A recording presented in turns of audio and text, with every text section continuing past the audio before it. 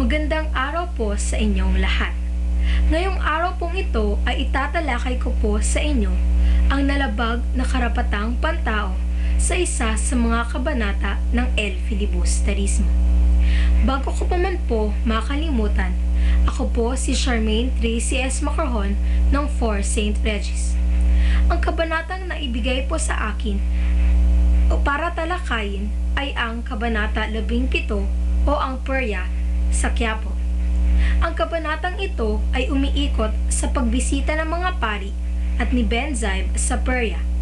Pumunta po sila rito upang matunghayan ng personal ang pinag-uusapang nagsasalitang ulo.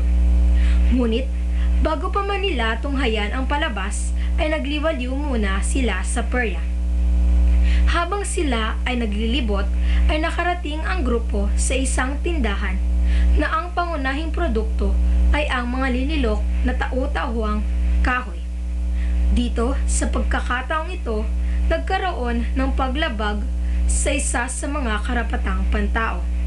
Habang ang grupo ay tumitingin sa mga produkto, naging sentro ng katuwaan ang mga produktong kamukha o kahawig ng mga praile o ng ibang kilalang personalidad sa lipunan.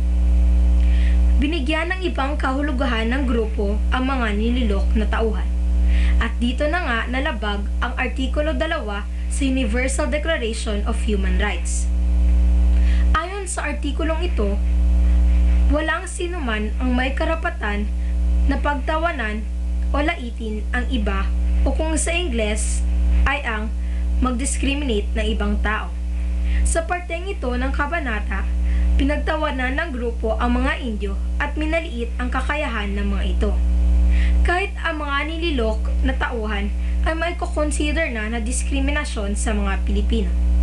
Ito ay dahil sa dahilang pinapakita ng mga figura na parang mga alila lang talaga ang mga Indio at pwede lang patayin. Isa pang pwedeng i-consider ay ang ginawang pagmamaliit sa kakayahan ng mga Pilipino.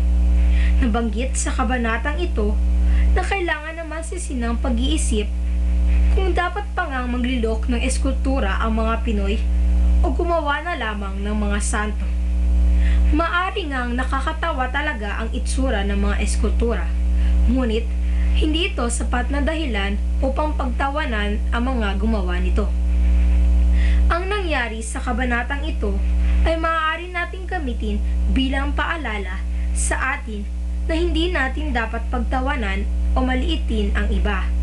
Dahil kung tayo naman ang pagtatawanan at mamaliitin ay siguradong hindi natin ito gugustuhin.